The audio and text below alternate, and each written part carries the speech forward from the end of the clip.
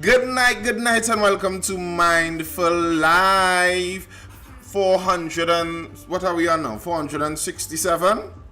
Or is it 68? 468. Welcome. It is currently the 24th of the month of February in the year of our Lord 2025. I'm Nathan Springer, your co-host, joined by my beautiful host this evening. Say good night. Night. Say what's up. All right. Once you're on the inside, make sure you hit that like button. Double tap the screen over there on TikTok. That's how you hit the like button there. And get the likes flowing. Get the likes flowing over there. If you are looking at this on YouTube too, you can hit that like button. Drop a comment if you have something to say. Make sure you are subscribed if you are viewing this over there. All right, let's jump straight into some of the news. What's up? Run along now, host.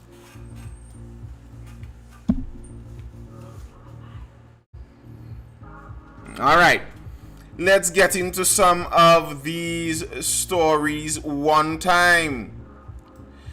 On the note of terrorism, on new laws on public gun violence as terrorist acts.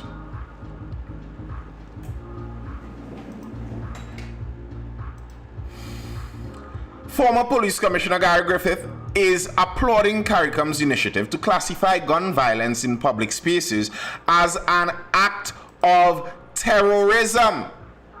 Yikes. As an act of terrorism, let me make sure that mic, right, good, we're properly mic'd. As an act of terrorism.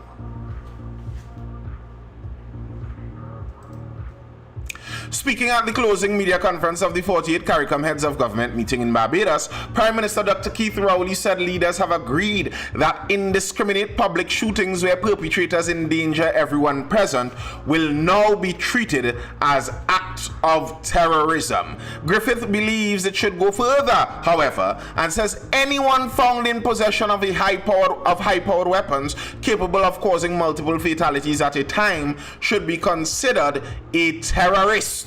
If you have equipment, it means that you are now a terrorist because that was your intention, he argues. For example, if someone in this country has an automatic weapon that can kill 35 persons in 3 seconds, his intention is to commit serious acts of violence on citizens of this country, and that, he says, could be deemed an act of terrorism. He added, the issue of illegal assault weapons is a ticking time bomb. It just takes one drive-by shooting at a bar or nightclub to target one individual and dozens of persons are going to be killed. And Griffith is hoping that this declaration by CARICOM and the government won't just be lip service. He says the requisite legislation should be amended and implemented as quickly as possible. When held with such weapons, persons should be incarcerated for life. Make it a capital offense, he said. All right, let's get into this. Should we take people with automatic weapons very seriously? Yes, 100%. I am in full agreement of that. People with automatic weapons aren't people to be trifled with and play around with. That's not something you're playing around with. That's a very serious issue. However, as a matter of definition, is it definitionally terrorism? Is it? What is terrorism? Terrorism is using violence and coercion to get a political or ideological end. That's the main part of terrorism. The main idea of terrorism is you're looking to terrorize the citizens, terrorize civilians for the purpose of putting pressure on them so that you get a political or ideological end. Gangsters are not doing that. That's not what they're doing. People need to defend themselves, Loverboy says. I have no fight with that. You're not getting an argument against that from me.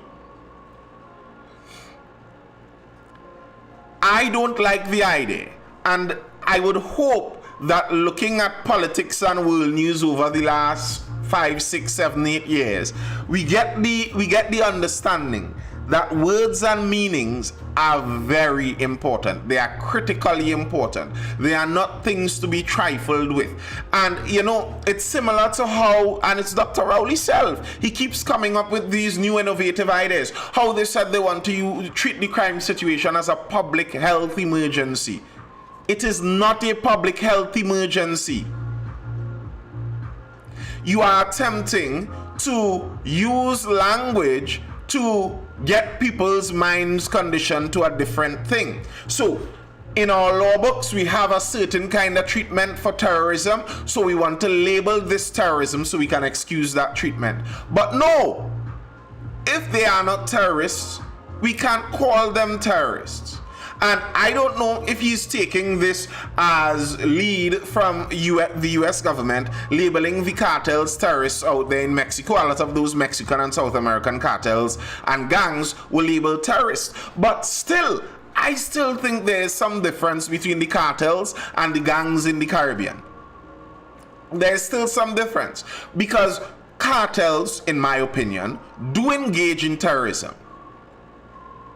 They do attempt to terrorize civilians for political ends. To get someone elected, to get someone unelected, to put pressure on a government, to squeeze a security. I just said it, Ronnie. Someone who perpetrates violence against civilians for the purpose of political, religious, or ideological ends or means. That's the idea of it. Because the terror is supposed to coerce, to force an action out of the authorities or the people. That's what the terror is supposed to do.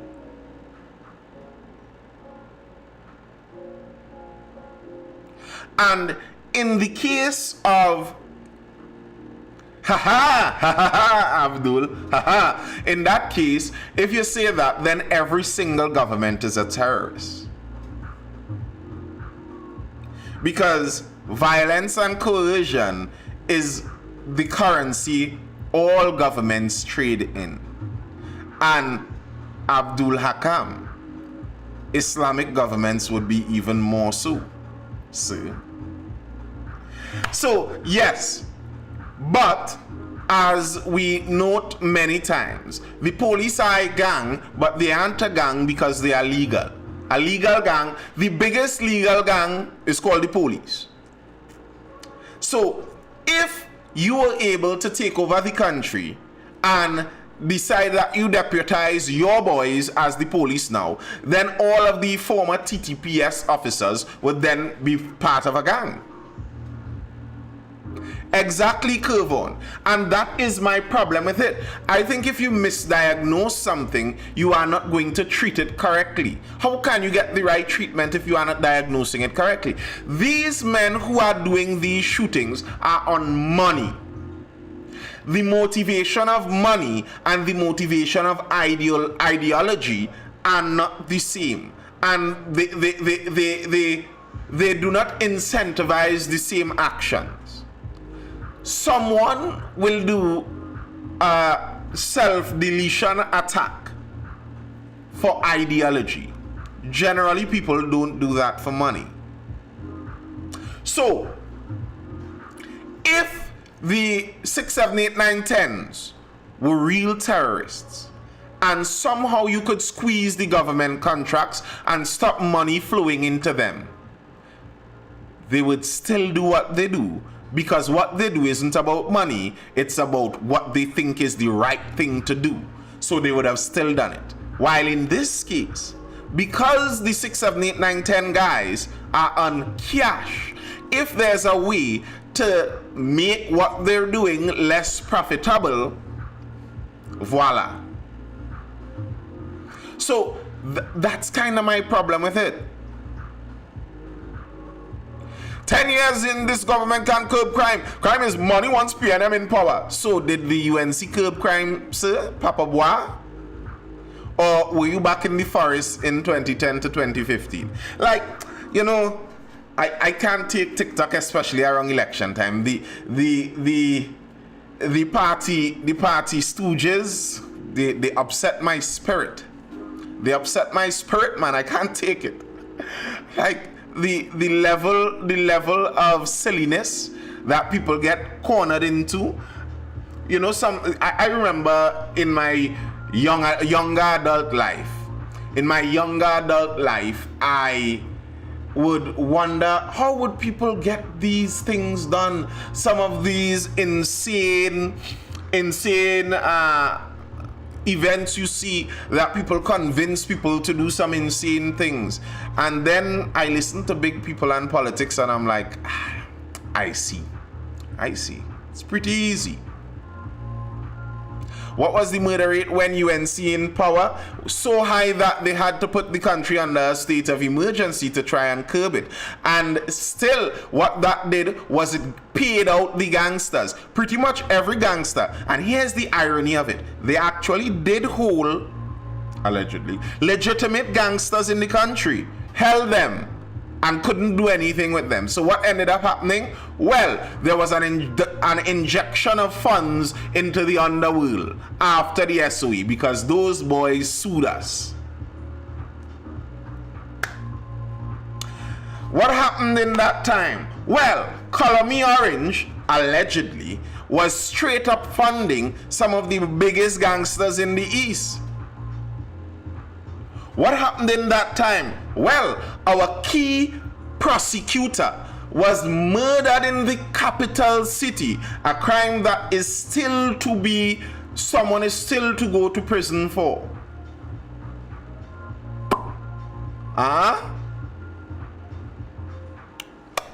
What happened? Well, all of the offshore vessels were cancelled, and okay, if you say they were financially bad, fine, but nothing was done in replacement. So people shipped like they never shipped before. I wouldn't know. Some of the shipping lanes that are bringing in the AR-15s now, you know, as I say that, before 2010, how many AR-15s were there in murders in Trinidad? How common were assault rifles before 2010? And I understand assault rifle is a nebulous term, but you understand what I mean. Rifles. How popular and common was rifle wars before 2010? I wonder if those guys learned the shipping lanes. Anyway. So that's kind of my issue with this. When you make it seem like this is a political thing where one political party really wants to get the crime under control and the other one does not. And you know, the strange thing is, I kind of say this often. I think because of the nature of who they represent, I think that the PNM very often has less of a hold on crime. I do believe that. But I don't think that it's because they're wicked and they want to see people dead. No, that's not it. And it's not something where I believe the UNC has a solution for crime, because I don't think they do. I do not. And nothing has shown me evidence otherwise. What idea has any of the opposition parties put forward to deal with our crime situation? I'm afraid to read that sentence in a curve on. I'm afraid to read that sentence. That man doesn't play in the court. Yet, which opposition party has come out with even a small idea? Maybe they have concepts of a plan. Runny. Not many people might catch that one. But yeah, I haven't seen any. And if the thing is that they do have a plan, but they're waiting to get into power to do it, then that doesn't make you a good person either. Good evening, Theon Graham.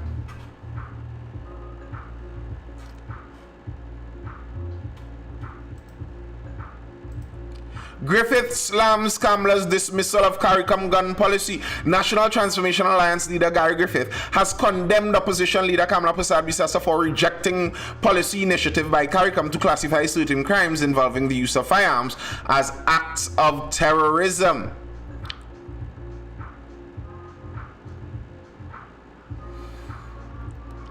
In an interview on February 22nd, Persad-Bissessar described his initiative as a PR gimmick. She said that should the UNC win the election, it will not implement this initiative to reduce crime. In a statement on February 23rd, Griffith reminded Persad-Bissessar she did not object to it in his presence when he raised it at a UNC NTA town hall meeting last year in St. Joseph. The former police commissioner and national security minister asked, was it acceptable to her back then because we were political allies at the time? Is this really how she decides whether to support or reject policy based purely on political convenience?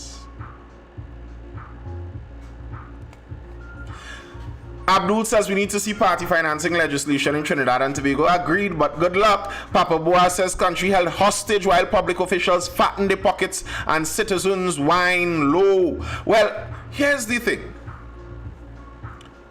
How are we held hostage if we're whining low?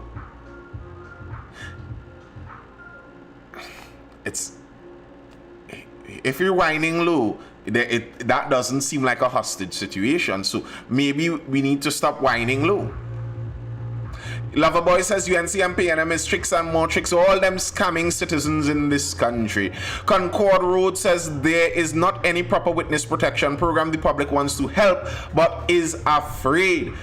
Our witness listen, if the police run the witness protection program, nobody in Trinidad is going to trust that because people in Trinidad don't trust our police service. We don't trust our police service. We know, though, someone was informing me recently, they live next to a police outpost, and they were telling me those guys be burning ganja 24/7.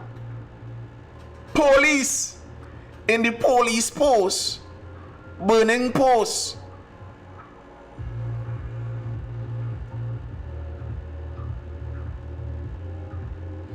And this is what I'm saying is my problem with politics. The idea, you don't believe that, Abdul? I believe it. I wasn't there, but the person is a neighbor today. They live there. I know they live there. Anyway, this is the point I was making about politics. Yeah, it was a bad old lover boy. About politics and which party has the solution. And which party has the solution? How could it be that KPB says she has the solution, but a solution that she was part of putting forward last year was put forward this year by another group, and she says she doesn't like it anymore? So then you don't really have solutions. Yes, it's just like the gun thing, the legal firearms business, as someone was talking about before. I am fully in agreement with that. I wish someone would create a Second Amendment style law in Trinidad and Tobago. That would be a solution. But when KPB Mrs. Persad-Bissessar, let me be respectful, Tanti Cams, I don't think she minds Tanti Cams. When Tanti Cams comes and says she wants to do stand your ground law, castle doctrine, as I say every time, that's not where the problem in Trinidad lies. If you don't have access to a legal firearm, you cannot get a license for it. Then it doesn't matter if we have stand your ground laws, because you will never get the opportunity to stand your ground. So, Mrs. Persad-Bissessar, to me, if she wants to come and speak on that self-defense line, she has to come with a better policy. Explain to us, the nation, and I mean, she would be the ideal person to do this. She is a lawyer, a senior counsel lawyer at a certain echelon. So, fine. Explain to the country how exactly would we go about changing the law so that it becomes much more straightforward for law-abiding regular citizens to access defensive weapons. How are we going to change that law? RL says Trini intense fet culture and firearms on hand gonna be problematic. I don't think so. I don't think so. It's not that, and we've had this discussion many times. It's not that I don't think there would ever be an incident where someone is intoxicated and they do something foolish. That's quite a possibility. But I don't believe that you're just going to see random people shooting people just so. Because people don't crash out just so right now for nothing. Bear in mind, if you are a law-abiding citizen, you are not a gangster. When you see fellas going and doing a shooting, it's because they live on the dark side of the law constantly all the time anyway. If you don't do that, you are a regular law-abiding citizen. You're going to go affect somebody mash your shoe, and you're going to crash out and go and spend life in prison for that? No, people aren't going to just do that. Papa Boy says people need to take matters in their own hands, can't depend on government. I agree with the second piece. I don't know exactly what you're trying to get at with the take matters into their own hands, so I don't know how much I would vouch for that. First piece, Kirvan says the population has 10 years of experience to dislike the PNM. Parties need to sell ideas now. Yeah. I'd rather 50 law-abiding drunk have a gun than one sober gunman. And that's always the issue that I say in Irani. People would be like, Trini and the fetting culture. I don't trust them with guns on it. And you know when you go in a fet, all of the most shady, shifty, sketchy-looking fellas that are drunk and high inside of that fet, they either have a gun on them in the car or quick access in a phone call. They are the ones with the guns. The only ones without the guns is the father you see with the little, you know when we reach 40 and you got the little slight pot belly and he in the fat chipping so with the wife and he don't have any gun. And I wouldn't mind even if he drunk and could let me careful how I endorse such a statement. But if we're talking about what I'm willing to risk, I'm willing to risk Uncle George, little tipsy, and have a piece than the person them, because the person them already have it. Them fellas holding block parties round the corner, burning enough to cause to make a smoke signal. First they burning plenty, punching, pouring like water, and all of them strapped. All of them. And they are some of the more sketchy ones, and they don't even just get drunk and randomly shoot up each other. But they won't do that because they are scared of the population. Exactly. And you see, when you understand the difference in how countries are formed also, you understand that. You understand where all of this came from. As a former colony, it was never in the cards to let us be armed. That's not how that works. So the United States fought and won their freedom. So that's why they have that. Haiti, I am sure Haiti in the earlys, everybody was carrying some kind of weapon. Why? Because they are free people. Free people have to protect themselves. But we were never free people. We were cared for. We were always taken care of. And by taken care of, I mean managed. That's what they're trying to do. Manage us, control. And it's very hard to control if everyone is armed. Pass the gun license for citizens to sign up for. We already have a gun license. That's what I'm saying. You have to come with solid policy if you're talking about these things. You have to talk about solid policy. So yes, light them up. How? How, pray tell? How are we going to light them up? And talking about politics and the strange bedfellows of politics, Elder Kissa part ways with MSG, insist they were not forced out. United National Congress candidates Ernesto Kessa and Clyde Elder have resigned from the movement for social justice. And tell me how I could trust these people anywhere beside round the corner. Anywhere further than round the corner, how can I trust them? These men were inside a party. The party they were in didn't go and make a partnership or an alliance. While inside this party, another party, another group, OWTU, nominated them to another party, UNC, to go up for seats.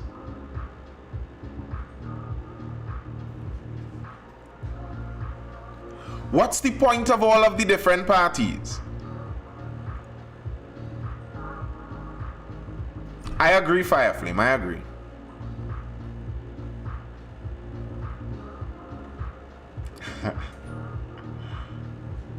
I think our laws were never created with Trinis in mind.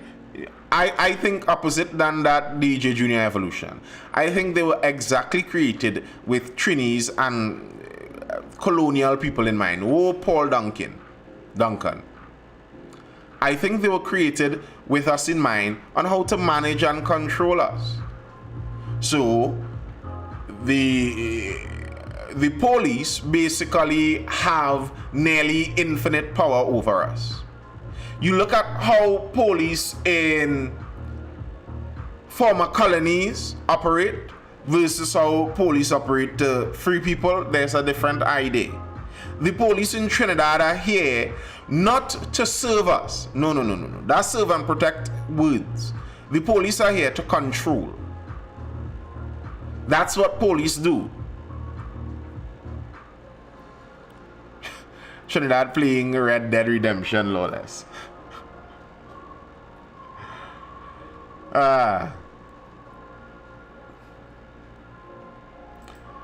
Pandey, Labour movement has gone astray. Patriotic Front political leader Michaela Pandey says some elements of the Labour movement have gone astray. The coalition of interests against the PNM formed by the UNC includes the PEP, the Laventil Outreach for Vertical Enrichment leader Lennox Smith, and the Joint Trade Union Movement.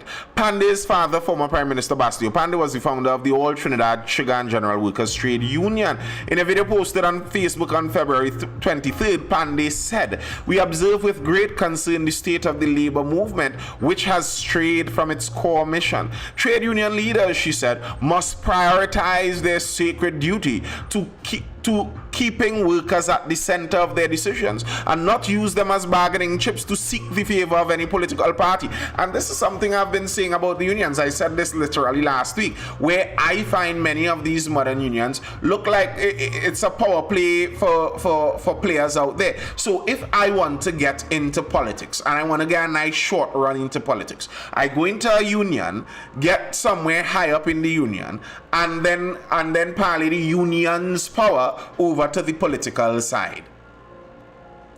And the thing is, I don't think that is within the real purview of what unions are supposed to be doing.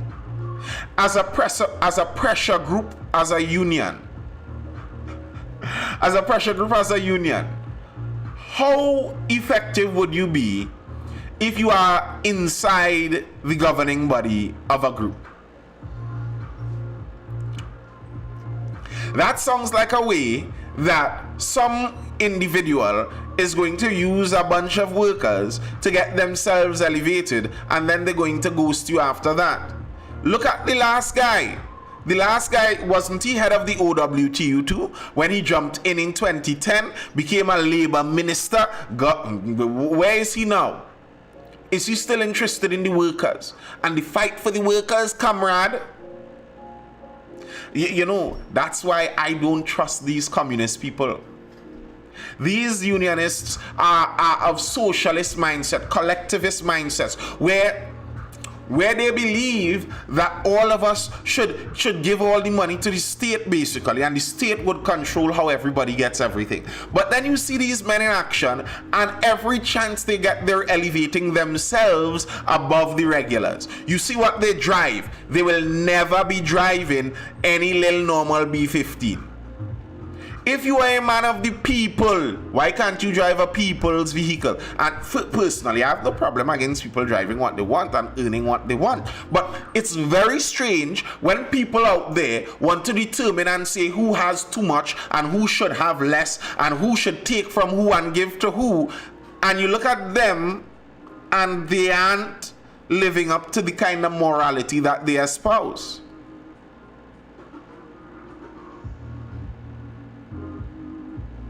Trinidad and Tobago, the stepchild of a pirate nation. Well, when will this sink in? I don't understand what you mean. MP should not be a position receiving pension. Should not be a pension receiving position, sorry. You know, the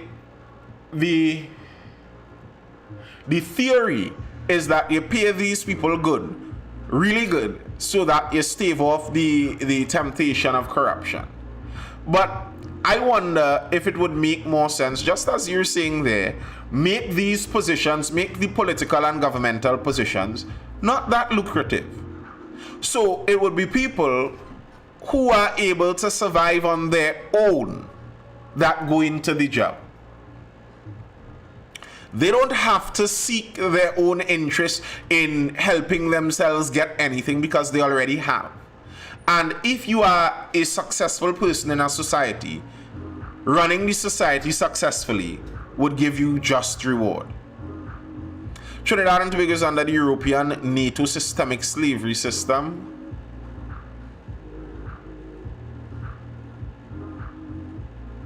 What? What are you talking about? They say vehicles are luxury, so why they don't pay taxes on those vehicles? Good question. Well, then we end up with the PNM alone. What make you say that, Ronnie? I don't believe that. There are many very independently wealthy people on the UNC side, and I think we'd actually end up with a lot more independent candidates. If people have their own self-reliant power, they can propel themselves, then they don't necessarily need a party apparatus behind them. The people that need the party apparatus are the people who don't have that. So I think we may actually have less of the political party power, which is a kind of problem. Kind of a problem. Trinidad, I don't understand the European NATO systemic slavery system. I don't understand what you mean by that. What do you mean by systemic slavery? How are you enslaved? What is this slavery you speak of? And how is it perpetrated against you? I don't know. I am not accurate with that.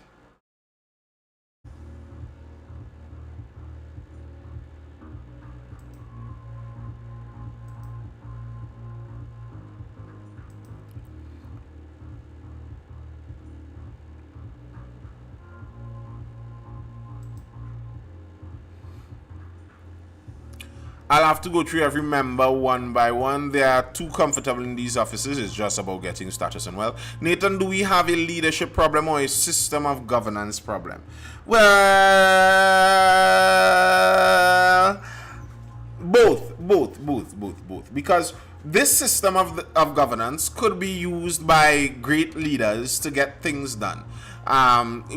We have a system of governance that is capable of getting things done. So I don't think it's necessarily a system of governance thing in and of itself. Now, is our system the best kind of system that you could have? I think not. I think there are much more effective systems out there that we could use, that we could benefit from. So it's not that we have the worst system, but I don't think the problem itself is the system, if you understand what I mean. There's a leadership problem. Leadership goes a long way. I did a video today talking about Rwanda. Rwanda was in the height of a genocide in the 90s. Someone came into power, and now they are like a tiger inside of Africa. They attempted to do a raid on Congo 10 years ago. It didn't work because they had too much foreign aid coming in. So when they attempted to make their move, the foreign aid was like, whoa there, we will stop this foreign aid and you will be suffering. So in the next couple years, their leadership did a lot of introspection and investment. and made themselves a key player, and now they reinvaded Congo and nobody could do anything about it to a large extent. Weak leadership will make all systems look bad, and good leadership will make even bad systems look good. That's just the reality of it.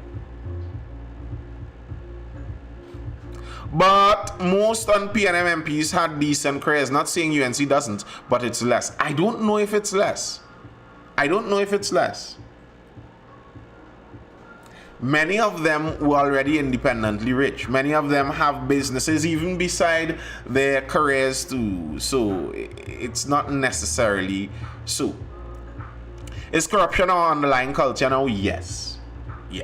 We are a corrupt country. Very corrupt country, and that has a lot to do with the problems that we face. We are an extremely corrupt nation, and it's in a similar mold as most former colonies. It seems to be a plague that afflicts many of the former colonies, and I said this last week. I think part of the reason has to do with our adoption of more leftward ideals, and the more leftward ideals give more power to state and bureaucracies. And then when you give this power to bureaucracies and you are in a multicultural nation, it's the same thing with these African nations. The African nations are taking in quite a bit of African history over the weekend. A lot of the problems with the African nations is that these African nations were left as multicultural republics by the Europeans.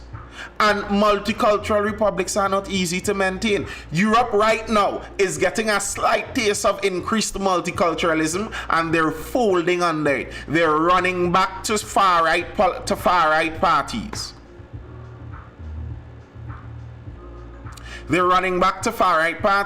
You see, if you are a multicultural country and then you are bureaucratic, there's low trust. Multicultural countries generally have lower trust. They aren't as trusting in a multicultural country because my neighbor isn't my kin. So we have trust issues.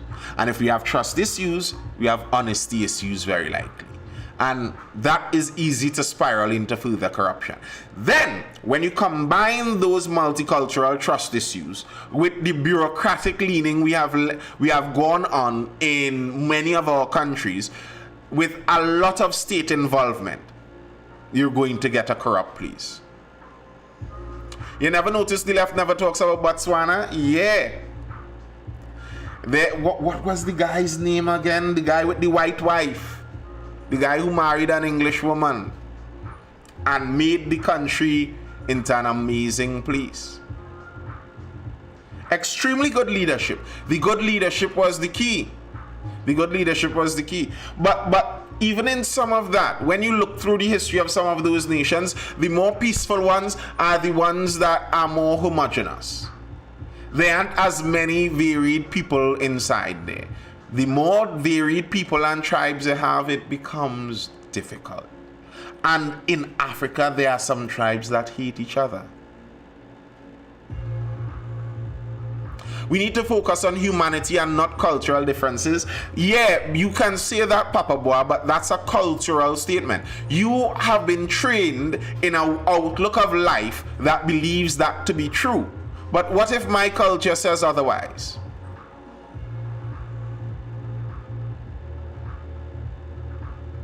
What if my culture trains me otherwise?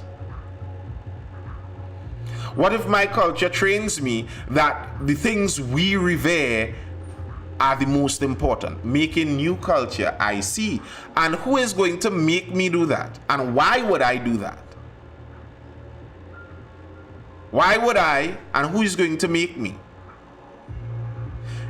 If my insularity benefits my culture and my people, why would I care?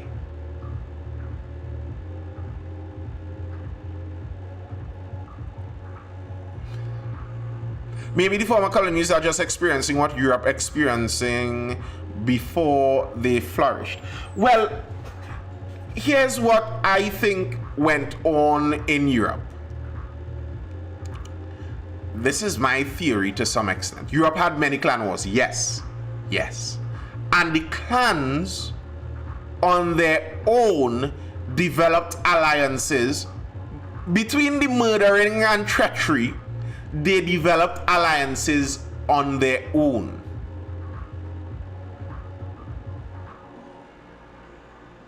I don't know what you're talking about, Junior Evolution. Barbados as an example of what? Ghana as an example of what? Our history only involves piracy and the exchange of illegal contraband. What are you talking about? Yeah, but those clans came to agreements on their own, and over time joined, bonded, intermarried. There was lots of intermarrying to stop some of that. So your clan is now my cousin. And then on their own free will, as independent free clans, they were able to unify under different flags. What happened in Africa? I am sure the tribes would have been warring all the time. Africa is humongous though. When a place is that huge, even a warring tribe, they could leave. I'll just go a little distance away. You have to really hate me to come and follow me to kill me as a tribe when I'm moving throughout Africa.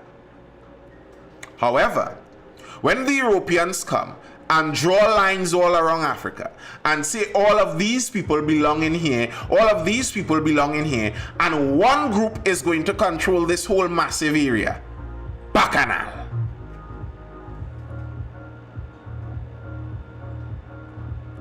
Good night, Ronnie.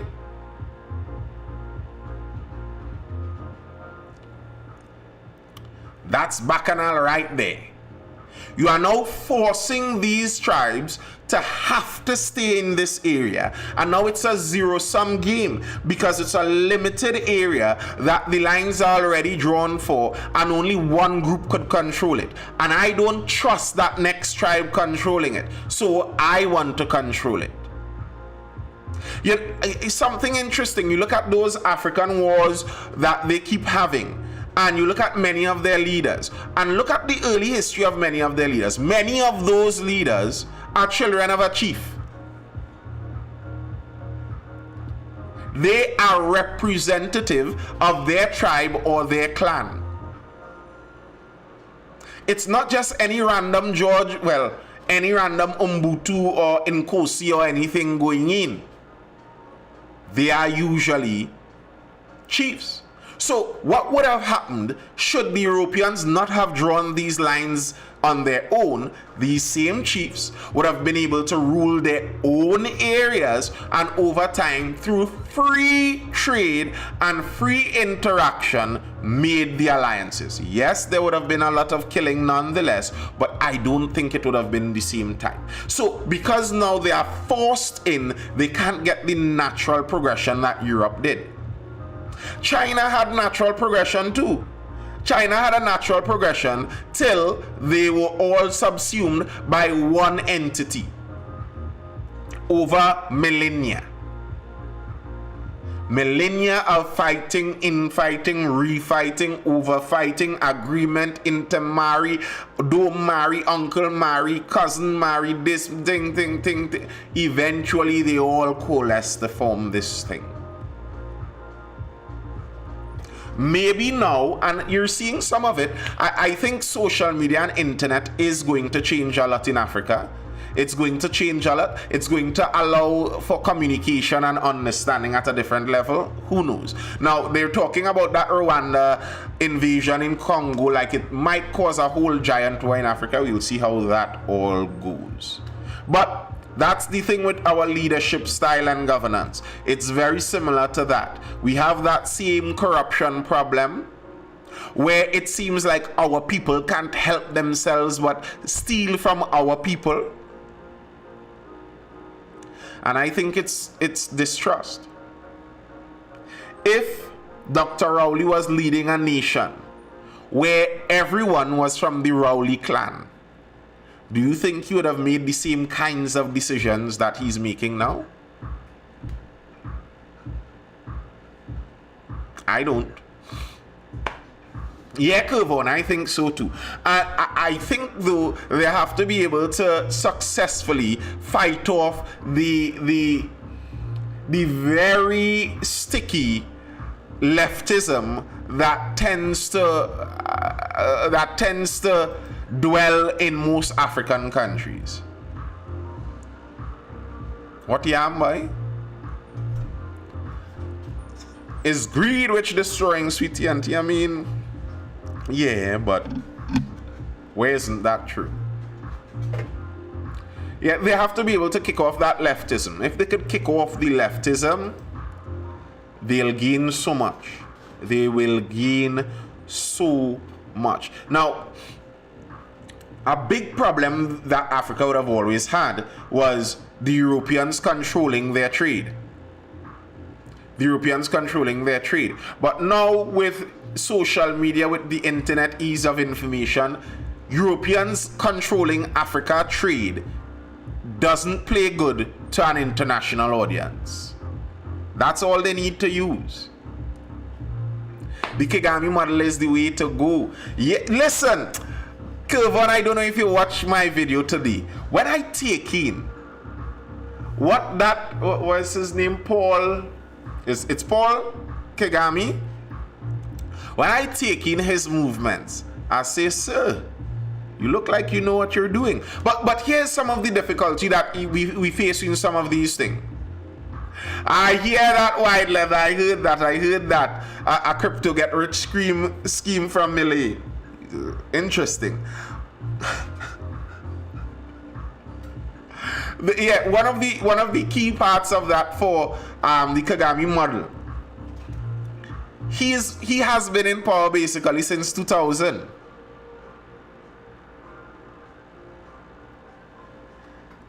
You understand what I mean? He has been in power for a very long time. So it's not like we could get that done. It's not like we could get that done the same way. Because it's not the same person in charge here for 40 years. But when it's the same person in charge for 40 years, let me just, you all could go watch the video on my YouTube channel on Rwanda and their geopolitics. They tried to invade Congo because Congo has some of their enemies, and it has some of their, for the same reasons Russia says they're invading Ukraine. Some of their kin people, the Tutsis, that are part of the ruling group in Rwanda, some of their fellow ethnic group is over in Congo, and their ethnic enemies, who are their ethnic cousins also, you know how those things go, the Hutus are also over in Congo, and Rwanda is saying that the Hutus are advantaging their fellow ethnic people over there, and they can't allow that to happen. So they have to go over into Congo and take over that bit of Congo's land to protect their people, you know. It's very important their people get protected. A very interesting thing with that is, as they went there to protect their people in Congo, the same resources, because the Democratic Republic of Congo is extremely resource rich. They have everything there. The resources in that eastern part of Congo that are rare and expensive and useful around the world, all of a sudden, as they start to protect their people in eastern Congo, those resources, strangely, Rwanda starts finding some, and now they are, if not the biggest, the number 2 exporter or some. They are exporting more than Congo. What is the Kagame model? Paul Kagame is the president, the leader of Rwanda. And he is running Rwanda nearly, in a sense, like some of the Arabian nations. So part of what he did, let me just browse that through. So they attempted to invade the Congo in 2012, I think. But Rwanda gets a lot of foreign aid to keep running, to keep their government running. So when they attempted to invade Congo, the foreign aid said, no, you can't do that, otherwise we'll stop giving you money and you will suffer. So they had to pull back. Bear in mind, they didn't directly invade them. They were furnishing rebels to invade them. In the intervening time, what did they do? Well, they became top 5 in the UN peacekeeping forces. They sent over 6,000 of their military all around Africa to keep the peace. Mozambique, we'll send them. Chad, we'll send them there. You all just ask, and we are here to help. Now, if you are the peacekeeping force in 15 different nations around Africa, it is not in the world's interest to interfere with you. What many of the outside nations want in Africa is a stable person to deal with. Not because they care about Africa that much, no. Because stability allows you to get the resources that you want. Paul Kagame is as stable as it gets. And a peacekeeping force throughout Africa is a stabilizing model. He did that. What else did they do? Well, I don't know how many of you have noticed Visit Rwanda on Arsenal, on PSG, on Bayern Munich. They became sports sponsors. Basketball Africa, the African Basketball League, however it's called, it's an NBA offshoot. It is held in Rwanda. They're looking to hold a Formula 1 Grand Prix too. Bring all of those sporting teams down here. They even went so far. You see, Rwanda is always looking to be an ally. Even the advertisement they're using, the sponsorship they're doing, is an advertisement for people to visit them as a tourism location. And one of the most controversial offers they made was for Britain last year. You all have problems with your asylum seekers. You don't want all of these asylum seekers coming into your country. So here's what. It's all right. You can fly them over to us. For a small fee, we will take care of them for you. What more could you ask from an ally? So now, when they re-invade Congo and they start taking over cities this month, what are you going to do? Good question, Abdul. Good question. I don't know. Did you see how Ibrahim Traore was greeted by the Ghanaian population at the presidential ceremony? No, I did not. But I hope for the best. I hope for the best. I do hope for the best for him. He seems like he's moving in a positive direction. I don't like the amount of propaganda I see coming out, but I guess that's the nature of that kind of politics. Africa does well with benevolent, strong maximum leader. They are patriarchal. They are patriarchal anyway. Paul Kagame has a zero tolerance model regardless of ethnicity. When you understand that your country is the #1 transshipment hub to the world, it broadens one's perspective on corruption within heads. We need an eye for an eye society. An eye for an eye, this leaves everyone blind. Kigali is the cleanest city in Africa. It means you become the military force with greatest amount of combat experience too. Yes, their military is hardened with experience. Bear in mind, they have some officers that have been doing this since the early 90s during the genocidal fighting. So when you talk about experience, these guys have seen it all.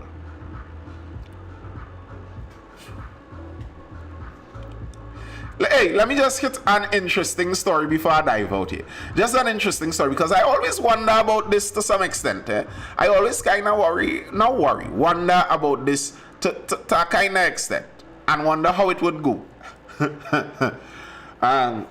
Driver hits traffic warden, flees scene in Port of Spain.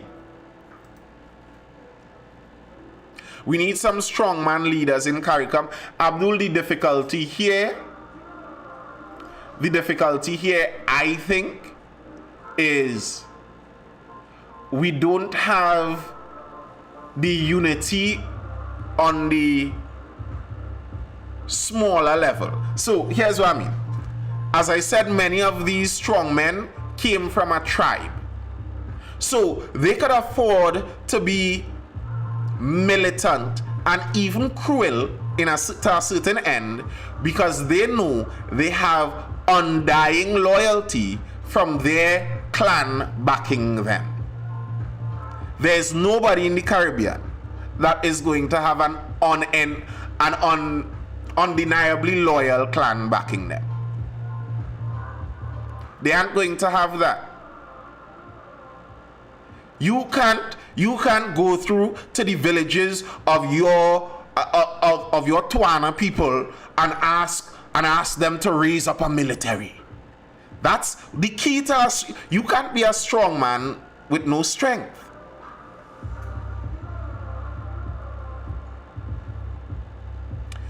It's the nature of these countries why Guyana booms in oil, shares wealthy with citizens. What are you talking about, DJ? You're sounding like you're just spazzing, like you overdosed on the herb and you're just spazzing. Where Trinidad boom went into, like, okay, we didn't spend our boom ideally. But you need to also understand that Trinidad has been the wealthiest country in the Caribbean by leaps and bounds for a very long time now. That's the reason that Guyanese, Jamaicans, all the Caribbean people were flooding inside of Trinidad. Even up until now, you're seeing Guyana boom and shares the wealth with the people. Do you live in Guyana? Do you go to Guyana? Beside the money-making opportunity, you wouldn't want to live in Guyana over Trinidad. Trust me, you do not want to go there. Well, let me just say it like that. If you are into softer, more luxurious living, Guyana has a long, long, long way to go. They are moving quickly. And we can spend TT dollars anywhere else but Trinidad. That's not necessarily a bad thing in and of itself. The problem is we don't have access to foreign exchange.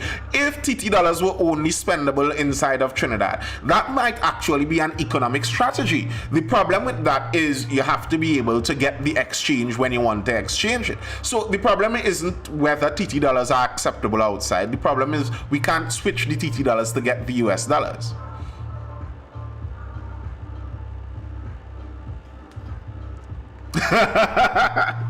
Abdul says, well, carry Guyanese dollars to the United States. It's how it goes. But local currency, it's not a bad thing to use local currency locally. That's kind of the point of local currency. We the head of CARICOM, DJ, I find you spazzing, bro. Yeah, police are on the hunt for a driver who knocked down a traffic warden in downtown Port of Spain this morning before speeding off. The warden is currently at the Port of Spain General Hospital bleeding from the head. Yikes. Yikes.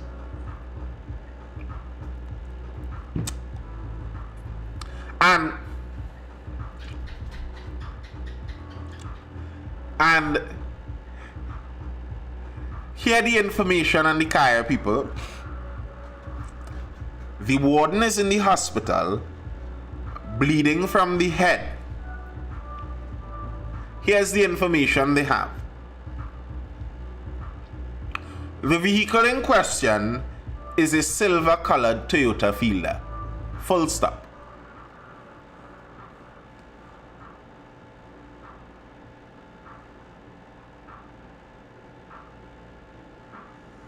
You mean y'all don't even have the license plate?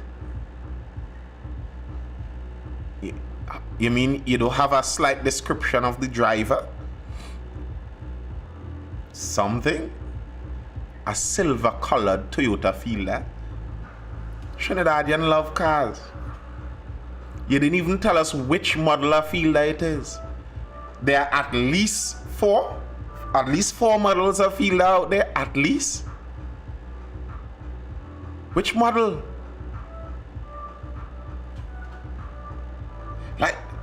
And 3/4 of all fielders of all models silver too. It's best you didn't tell us anything, innit? A silver colored Toyota fielder. And you know these things go. Sometimes they say Toyota fielder, but when you hear the mark bus, it was actually a Nissan Wing Road, and the person didn't know the car types. Because if you weren't paying enough attention to get the license plate, I'm just hoping that you know your car models, your car make and models.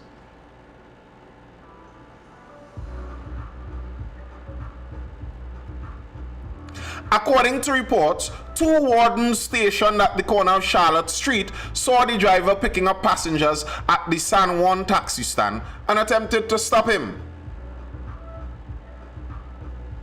However, the driver sped off. Another warden, located a short distance away near Mario's Pizzeria, saw what was happening and signaled for the driver to stop. Instead, the driver accelerated, striking her. The traffic warden fell to the ground face first and was later rushed to the hospital with a head injury. Shoguana's taxi drivers and others nearby tried to stop the driver, but he continued speeding away. One of the passengers in the vehicle is said to have eventually exited the vehicle and reported the incident to the police. Listen, I don't want to be a victim blamer here, but just something interesting to note here.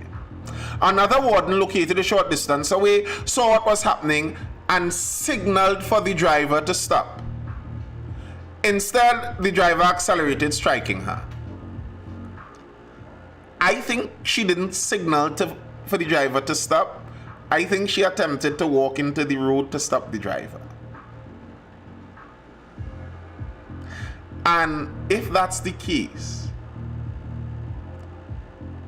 I wish you a speedy recovery. I hope you fully recover. But the traffic wardens need to know their capabilities.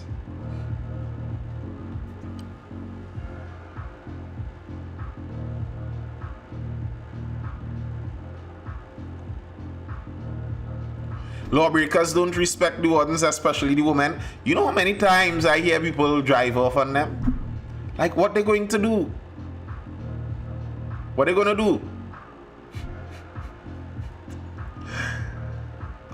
For that reason, I think they need to give wardens very specific instructions and don't put them in any kind of reckless place. Like, come on, man. This is insane. You're in downtown and a man knocked you down. Tough. Hope they find the silver Toyota Fielder wagon. A passenger jumped out the car, so I suppose they could have a description of the driver. Hopefully. But I don't actually have much faith that they would find the person. Not much faith. Sad story though. A friend of mine had her head burst open by military personnel today. These things are sad. Tough. DJ Junior Evolution songs, you seem like an interesting character.